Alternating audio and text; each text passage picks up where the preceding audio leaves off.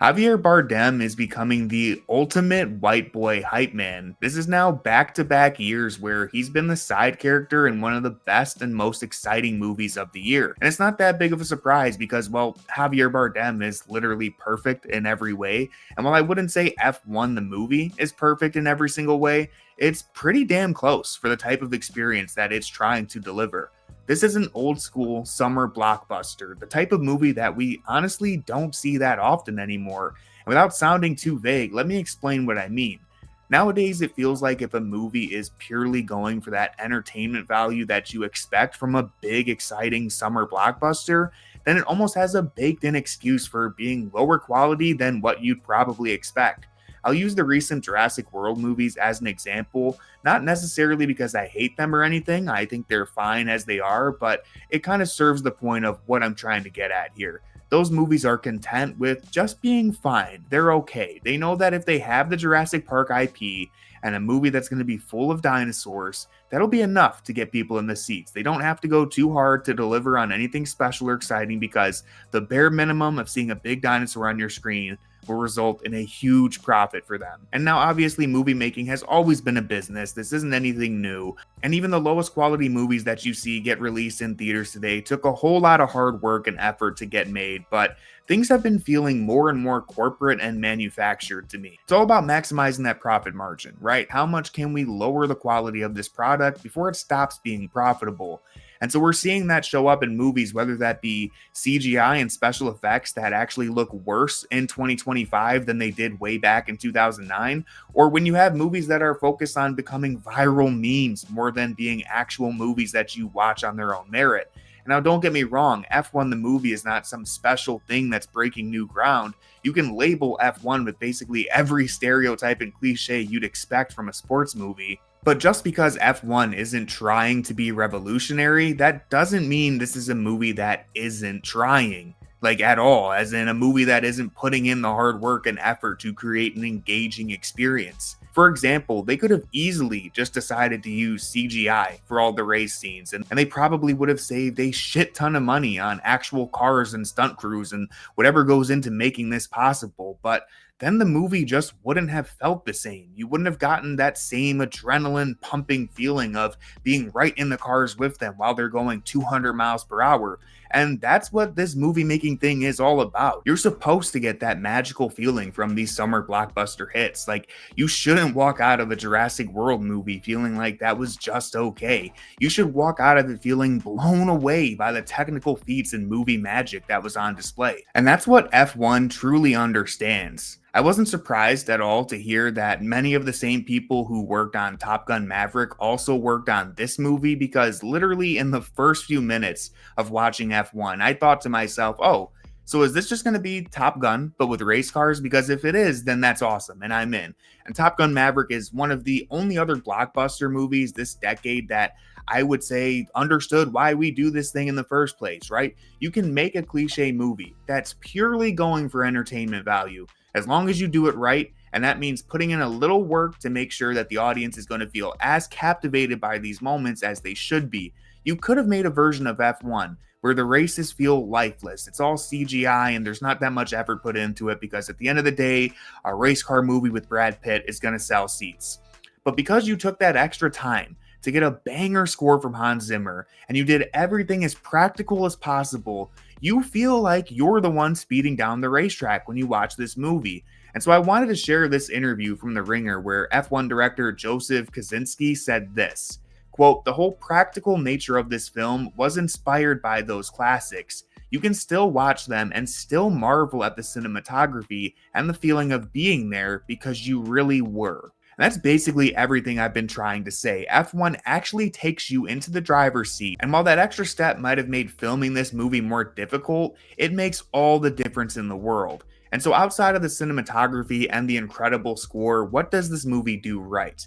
Well, like I said, this is a very generic movie. It's a ragtag group of underdogs who, they have potential but no direction, right? They don't get along, they're petty, they're immature, but then slowly and surely they start to overcome their differences. They start to work together as a team. It's a movie that you've seen 100 times, but it's also a movie that reminds you why these cliches exist in the first place. When you take a concept as tried and true as the underdog story and you put in the appropriate effort to set it up and then pay it off, then it's a tough story to beat. The thrill and exhilaration of rooting for the underdog is something that 99% of audiences are gonna get on board with, and F1 manages to nail that. This movie isn't making a grand statement, it's not trying to surprise you, but it's gonna put in the dirty work to make sure that your ass has a good time when you're watching it in theaters. I don't have to tell you that Brad Pitt is cool as hell in this movie because you already knew that. But Pitt is flanked by a crew who all manages to fill their roles to varying degrees, whether that's something smaller or larger. And just like in the movie, where Pitt is, an older driver who's trying to mentor this young hotshot on the rise. If you aren't familiar with what I'm getting at here, then get ready to learn Damson Idris, buddy. I've loved this actor since I saw him in Snowfall, and I was incredibly excited to see him as the co-star in a movie this big. Like, legitimately, it's the entire reason I went to go see this movie in the first place, because truthfully, I'm not a racing fan. I don't know much about the sport. I don't really care, but I had to go support my boy Damson, and he was great in this. Like I said, I know nothing about racing, but this movie had me stressing about the temperatures of tires and penalty flags, like things I knew nothing about, right? Like, that's how you know this movie was doing its job, because I was so invested in learning about these things that I previously didn't know about and couldn't care less. But Damson, like I said, is excellent in the supporting role here. He manages to be effortlessly charismatic, even when he's next to Brad Pitt, which is not an easy thing to do, right? And so I just can't wait to see him get more roles because he's built for this stuff. And I'd imagine if this movie is as successful as I think it is, Damson's probably set up pretty well. So the rest of the cast is all good in their roles as well. I loved how we saw basically everyone on the team. They all get their own individual wins, even if it's never directly said to you, or even if it's just something small. Like, as funny as it sounds, F1 trusts the audience to figure some things out for themselves, even if it's things that aren't super hard to grasp, or these complex concepts or anything. It's very on the nose, it's very simple, but this movie does a good job of showing rather than telling, and I think that pays off in a big way. For example, there's this girl on their team who, starts off the movie literally tripping over herself, right? She's shy, she's nervous, she's dropping things all over the place, but throughout the movie, we see her slowly get her confidence, and by the end of things, she's basically the one leading the pit stops, right? And so that's a character arc that it's never occupying the main story. It's never taking up too much space in the runtime. Like, this all happens in these very quick, maybe 10, 20-second scenes that you could probably do totally without, right? You could have completely left that on the cutting room floor, but this movie takes those moments to periodically check in and show her growth. And because of that extra work, I would say it's about 10% better. And again, there's nothing phenomenal in terms of character development in this movie, but we get little wins like that scattered throughout for everyone. It's all a cliche. We all know it's a generic formula, but it works. It works because it does this with enough care to make it work. Damson's character especially has an arc where he goes from this immature and selfish hothead who thinks he's entitled to the world to eventually realizing that he's only as strong as the weakest person on his team, right? Like, none of this is possible without each and every member of his crew making it possible. And so he starts to lead by example rather than waiting for everyone else to just fall in line and do things for him. He starts the movie feeling like everyone is in his way to realizing that he just can't win without them being next to him. And so I really loved all that character development, even if it's small, even if it's nothing groundbreaking, all those character wins and losses throughout the film. It gets you fully invested in the Apex team. And like I said, even if you don't care about Formula One at all, I will bet that you're going to be on the edge of your seat when they enter the final race of this movie because it was stressing me out.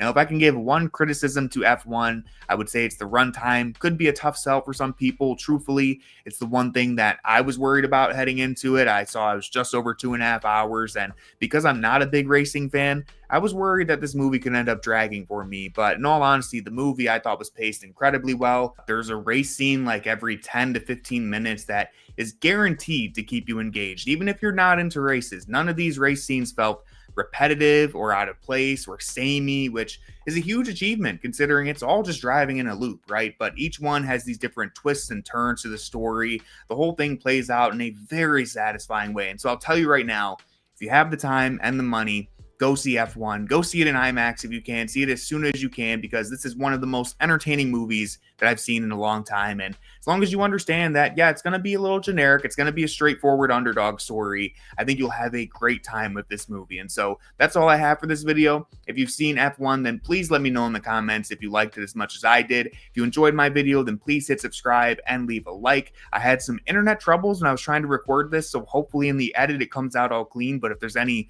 weird cuts or anything, that's the explanation there. And so thank you so much for watching, and I'll have more videos coming soon.